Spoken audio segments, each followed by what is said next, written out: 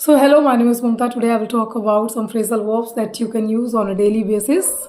So let's start. So the first one is every cloud has a silver lining. Every cloud has a silver lining. What does this mean? Let's understand. So let's suppose a situation. एक situation है जो बहुत बुरा है.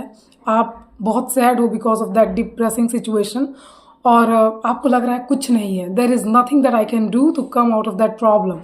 और आपका friend कहीं से आता है और कहता है कि every cloud has a silver lining. It means situation कितना भी बुरा हो, there is something that we can do to come out of that problem.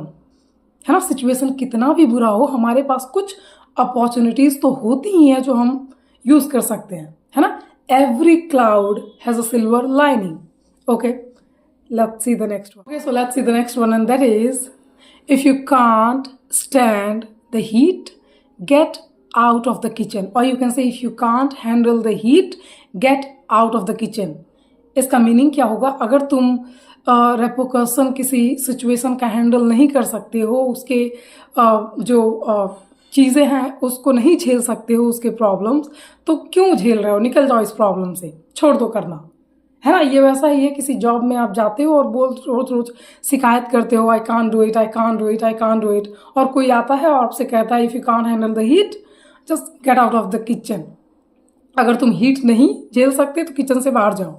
अगर तुम इसके जो नेगेटिव इफेक्ट्स हैं या जो भी हैं उसको नहीं झेल सकते हो तो छोड़ दो, इसको जाने दो. Okay, let's see the next one. So next idiom is bite the bullet. Imagine मैं एक बुलेट लेती हूँ, एक गोली लेती हूँ बंदूक की और उसको कूचती हूँ, बाइट करती हूँ. क्या होगा? दिक्कत होगी मुझे, दांत टूट सकते हैं मेरे, टूट जाएंगे, there is a chance. So bite the bullet का मतलब होता है you are facing some difficult situation. है ना, you are doing something that is difficult for you. For example, for me going to gym on a daily basis is something like I am biting the bullet. Okay. And also you can take one more example for that is I'm feeling not so good. I'm feeling not so well today, but I have to bite the bullet and I have to go to the gym to work out. Next idiom, and that is blessing in disguise. Blessing in disguise. So let's understand this idiom with an example. मैं अपना example देती हूँ. तो मैं छोटी थी और लोग मेरा मजाक उड़ाते थे कि तुम्हें इंग्लिश नहीं आती है, you do not know how to speak this language and you not able to speak this language. तो मैं गुस्से में पढ़ी.